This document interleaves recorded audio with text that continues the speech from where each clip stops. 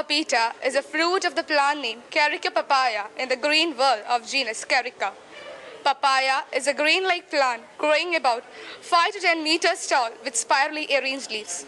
Leaves are having a diameter of 50 to 70 centimeter. Papaya can be cultivated in our surrounding, but the optimum temperature must be between 25 degrees Celsius and 13 degrees Celsius, and the minimum temperature must be 15 degrees Celsius. The pH value of the soil must be between 6 and 6.5. Papaya plants originated in the tropics of Western Hemisphere in Central America and Southern Mexico. It was first mentioned by Hernando Cortes in 1590. Papaya plants grow very quickly and may reach a height of about 32 feet. After 9 to 12 months, they bear fruits. They have a longevity of 10 years. Now, let me tell you about the enzymes containing in papaya. There are 3 types of enzymes, that is papain, chymopapine and papaya lysozyme. They are known as killer enzymes because when it ripens, it kills the insects. If you want to cultivate papaya in your house, the soil must contain well-educated organic matter. And one more thing, nowadays due to the urbanization, there is no area for cultivation. So many people adopt cultivating papaya in their terrace. That is dangerous because if you cultivate papaya in your terrace, this papaya is having a high ability to absorb the radiation, and this radiation will be transformed to the people, those who are staying in that house. This may cause cancer. Each and every part of a papaya tree is useful.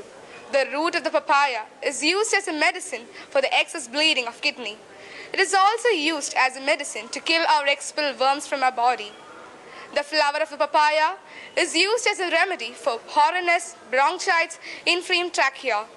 The seed of the papaya is an antidote for cancer. It helps in digestion, it promotes a menstrual flow, and it regulates the tuberculosis. The fruit of the papaya, which is very tastier, is also useful. It helps in our digestion. It helps to remove freckles, wrinkles, and pimples.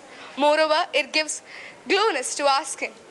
Nowadays, people are not aware about the various uses, medicinal values, nutritional values of papaya. So in order to make all the people aware of it, we have made many medicines from papaya and also an Ayurvedic medicine and carving out of papaya, then various nutritional dishes. And also in order to make all the children eat papaya, we have also prepared some sweets.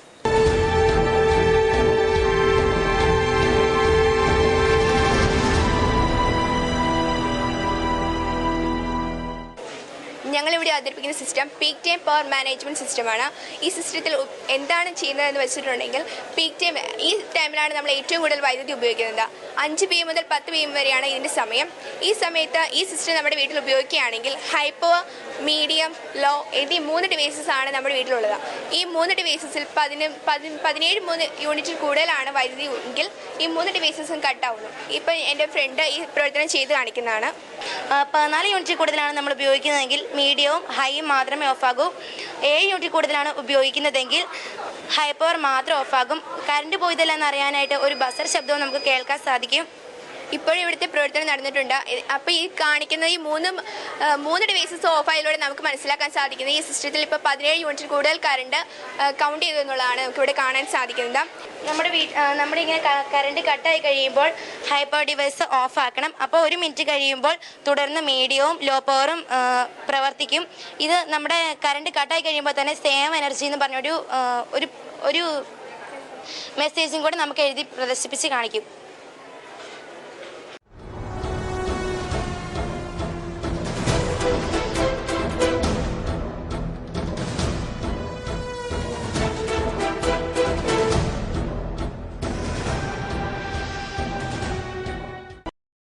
ഞങ്ങളിവിടെ തിരഞ്ഞെടുത്തിരിക്കുന്ന വിഷയം കൂൺ മഹാത്മ്യം എന്നതാണ്. എന്താണ് കൂൺ?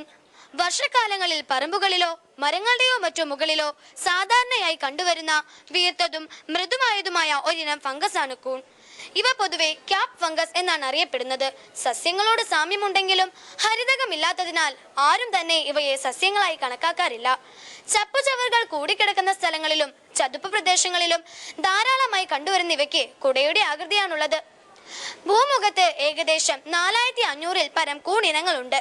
എന്നാൽ ഇവയിൽ 2000 എണ്ണം മാത്രമേ ഭക്ഷ്യയോഗ്യമായിട്ടുള്ളൂ.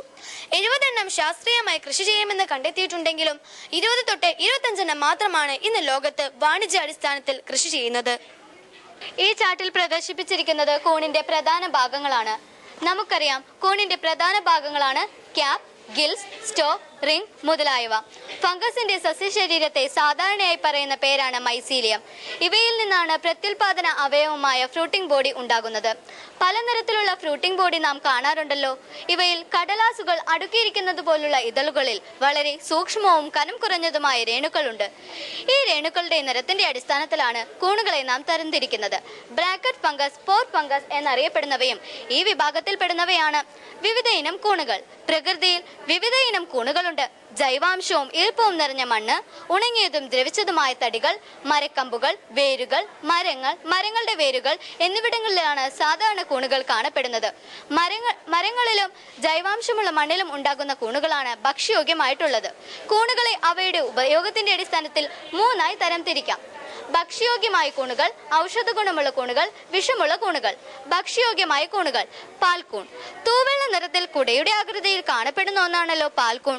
25 മുതൽ 35 ഡിഗ്രി സെൽഷ്യസ് ഊഷ്മാവിലാണ് ഇവ വളരുന്നത്. കേരളത്തിൽ വളരെ ആദായകരമായി ഇതിന്റെ കൃഷി നടന്നു പോരുന്നു. വിഷമുള്ള കൂണുകൾ. നമ്മുടെ നാട്ടിൻപുറങ്ങളിലും വിഷക്കൂണുകളുണ്ട്. സാധാരണ ഇവ കാണാൻ മനോഹരവും രൂക്ഷഗന്ധമുള്ളവയുമാണ്. പുറമെ ശൽക്കങ്ങൾ ഉണ്ടാകാനിടയുണ്ട്. ഇവ മുറിക്കുമ്പോൾ പാൽ നിറത്തിലുള്ള കറ വരുവാനും മലിന സ്ഥലങ്ങൾ ഉണ്ടാകുന്നതുമാണ് വിഷക്കൂണുകൾ. അമാനിറ്റ. കൂണുകളിൽ ഏറ്റവും വിഷമേറിയ കൂണാണ് അമാനിറ്റ. അമാനിറ്റ ഫെല്ലോയിസെഡി എന്ന കൂണാണ് മരണത്തൊപ്പി എന്നറിയപ്പെടുന്നത്. ഇത് കഴിച്ചാൽ 6 മുതൽ 15 മണിക്കൂറിനുള്ളിൽ മരിക്കും. വിഷക്കൂണുകളാണെങ്കിലും പുരാതന കാലത്ത് ആര്യന്മാർ ഇവ ലഹരിക്കായി ഉപയോഗിച്ചിരുന്നു. ഫ്ലൈ അഗാരിക്കസ് എന്ന കൂണാണ് ഇവ ലഹരിക്കായി ഉപയോഗിച്ചിരുന്നത്. ഔഷധ കൂണുകൾ. ഷിറ്റാക്കി കൂൺ, ലെന്റിനുല എഡോഡസ് എന്ന ശാസ്ത്രനാമം. കൂൺ ലോകത്ത് ബട്ടൺ മഷ്റൂം കഴിഞ്ഞാൽ ഏറ്റവും കൂടുതൽ കൃഷി ചെയ്യപ്പെടുന്ന ഇനമാണിത്. ജപ്പാനീസ് കൂൺ എന്ന പേരിലും ഇവ അറിയപ്പെടുന്നു. നല്ല മണവും രുചിയും പോഷക ഗുണവും ഔഷധ ഗുണവും രോഗപ്രതിരോധ ശേഷിയുമാണ് ഇതിനെ പ്രിയപ്പെട്ടതാക്കുന്നത്. വിഷക്കൂണുകളെ എങ്ങനെ തിരിച്ചറിയാം? പൊതുവെ ഇവ കാണാൻ മനോഹരവും രൂക്ഷഗന്ധവും ഉള്ളവയുമാണ്. പുറമെ ശൽക്കങ്ങൾ കാണാനിടയുണ്ട്. ഇത് മുറിക്കുമ്പോൾ പാൽ നിറത്തിലുള്ള കറ വരുവാനും മലിന സ്ഥലങ്ങളിൽ ഉണ്ടാകുന്നതുമാണ് വിഷക്കൂണുകൾ. അമാനിറ്റ വർഗത്തിൽപ്പെട്ട കൂണുകൾക്ക് റിങ്സ്, അവയുടെ സ്റ്റെമ്മിൽ റിങ്സുകൾ കാണാൻ സാധിക്കും. ചില വിഷക്കൂണുകളിൽ മണ്ണിനോട് ചേർന്ന് വളയങ്ങൾ കാണാൻ സാധിക്കുന്നുണ്ട്. ചിലത് മുറിച്ചാൽ, അവയുടെ സ്റ്റെം മുറിച്ചാൽ ദ്വാരങ്ങൾ കാണാനിടയുണ്ട്. ഇങ്ങനെ ഈ പ്രത്യേകതകൾ വെച്ച് കണ്ടുമുട്ടുന്ന കൂണുകൾ നാം ഒരിക്കലും ഭക്ഷണത്തിനായി ഉപയോഗിക്കരുത്. കൂണുകളുടെ മറ്റുപയോഗങ്ങൾ. വ്യവസായ മേഖലയിൽ കൂണുകൾ വഹിക്കുന്ന പങ്ക് വളരെയേറെയാണ്. അത്തരം ചില ഉൽപ്പന്നങ്ങൾ നമുക്കിവിടെ പരിചയപ്പെടാം. ഗ്യാനോഡർമ വിഭാഗത്തിൽപ്പെട്ട കൂണുകളിൽ നിന്നും സംസ്കരിച്ചെടുത്ത പദാർത്ഥങ്ങൾ ഉപയോഗിച്ച് നിർമ്മിക്കുന്ന ലിങ്ഷി എന്ന കാപ്പിപ്പൊടി ഇന്ന് ലോക വിപണിയിൽ തന്നെ ഏറെ ശ്രദ്ധയാകർഷിച്ചു വരുന്നു. കൃത്രിമ കളറുകളോ പ്രിസർവേറ്റീവ്സോ ഒന്നും ചേർത്തിട്ടില്ലാത്തതും ആരോഗ്യത്തിന് ഇത് കൂടുതൽ ഉത്തേജനം നൽകുന്നതും ആണ് ഇവ ലോക വിപണിയിൽ ശ്രദ്ധയാകർഷിക്കാനുള്ള കാരണം. ടൂത്ത് പേസ്റ്റ് നിർമ്മാണം. ഗ്യാനോഡർമ വിഭാഗത്തിൽപ്പെട്ട കൂണുകളിൽ നിന്നും സംസ്കരിച്ചെടുത്ത പദാർത്ഥങ്ങൾ ഉപയോഗിച്ച് നിർമ്മിക്കുന്ന ഗ്യാനോഷി എന്ന ടൂത്ത് പേസ്റ്റ് ഇന്ന് ലോക വിപണിയിൽ തന്നെ ഏറെ ശ്രദ്ധയാകർഷിച്ചു വരുന്നു. ഇവ മോണയ്ക്കും പല്ലിനും ഏറെ ശുചിത്വം നൽകുകയും ബലം നൽകുകയും ചെയ്യുന്നു. കൂണുകളെ നമുക്ക് ഔഷധമായും ഉപയോഗിക്കാം. കൂണുകളിൽ നിന്ന് ധാരാളം മരുന്നുകൾ നമുക്ക് വേർതിരിച്ചെടുക്കാം. അതിലൊന്നാണ് പെൻസിലിയം നൊട്ടേറ്റം എന്ന കൂണിൽ നിന്നും ഉൽപ്പാദിപ്പിച്ച പെൻസിലിൻ എന്ന ആന്റിബയോട്ടിക്. ഇവ ക്യാൻസർ രംഗത്തും വളരെ ഫലപ്രദമായി ഉപയോഗിച്ചു വരുന്നുണ്ട്. ക്യാൻസർ രംഗത്ത് ഉപയോഗിച്ചു വരുന്ന ഒരു മരുന്നാണ് ലൂക്കൽ. പ്രകൃതിയിലെ സർവ്വചരാചരങ്ങളും പരസ്പരം ആശ്രയിച്ചും പരസ്പരം സഹായിച്ചുമാണല്ലോ അവരുടെ ജീവിതചക്രം പൂർത്തിയാക്കുന്നത്. മണ്ണിൽ ദഹിക്കാത്ത വസ്തുക്കൾ ആഗിരണം ചെയ്തും മണ്ണിൽ അഴിയാത്ത വസ്തുക്കൾ ദഹിപ്പിച്ചും പ്രകൃതിയുടെ സന്തുലിതാവസ്ഥ നിലനിർത്തി കൂണുകൾ വഹിക്കുന്ന പങ്ക് വളരെ ഏറെയാണെന്ന് മനസ്സിലായല്ലോ. ഈ ദൈവം കനിഞ്ഞരുളിയ ഈ അത്ഭുത സസ്യത്തെ വേണ്ട വിധം പ്രയോജനപ്പെടുത്തി നമ്മുടെ ആരോഗ്യം സംരക്ഷിക്കാൻ ശ്രമിക്കണം.